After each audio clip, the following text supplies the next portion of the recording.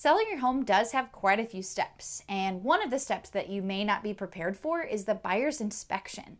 Now, the buyers have the right to send in a home inspector to check out things in the house.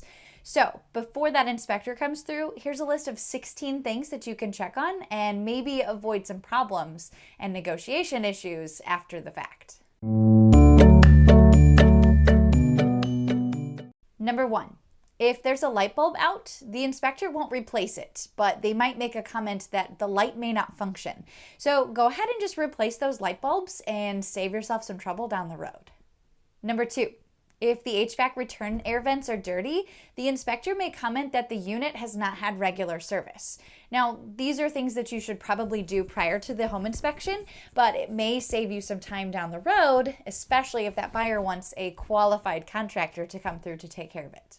Number 3, if you pay for a twice yearly HVAC service, have them come out prior to the home inspection. Leave a copy of the report on the table for the home inspector to see that everything is checked out properly. Number 4, while you're working on the other HVAC stuff, clean all the return air filters by removing the metal grid and spraying it off with a water hose. Oh, and replace all the air filters in your house too. Number 5, walk through your house and turn on every light and make sure it works. Remember, replace those burned out light bulbs. Number 6, run water and look under the sink for leaks. If you find one, tighten it until there is no leak. A plumber is going to be really expensive if the buyer asks for them to come through, but if you can just tighten that notch down a little bit, you may save yourself some money. Number 7, open and close all doors to make sure they open and close smoothly.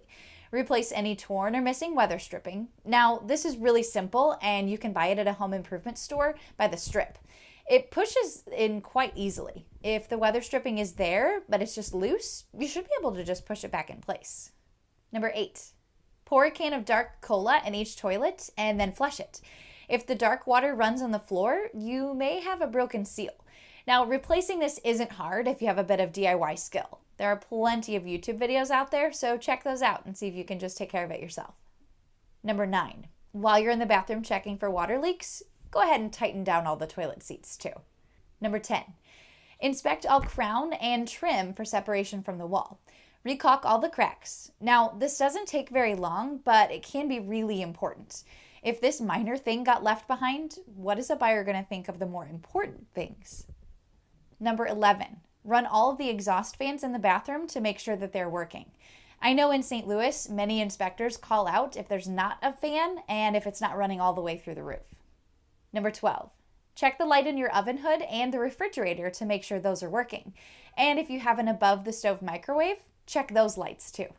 Number 13, open and close all of the windows 3 times. If they stick, try spraying them with WD-40 or grab a wet paper towel and wipe them down. You'd be surprised how dirty those things get. Number 14, make sure that any sliding doors slide smoothly. Buyers are certainly going to check for that, so make sure that they work the way they're supposed to. Number 15, run lots of water through all the drains to make sure that they don't drain too slowly. If they do, try some Drano and see if that works. And number 16, walk outside and look for wood that shows initial signs of rot on the exterior of your home. If you can find it, caulk and then repaint with an exterior paint. If the rot has progressed, you may need to call a handyman to replace the wood or use some Bondo, depending on the severity. Rotting exterior wood will not only show up on the inspection report, but it may also be flagged by the appraiser who will require that it be fixed prior to closing. For more tips on preparing your house for sale, send me a text, send me an email, or even send some smoke signals. But let's get talking.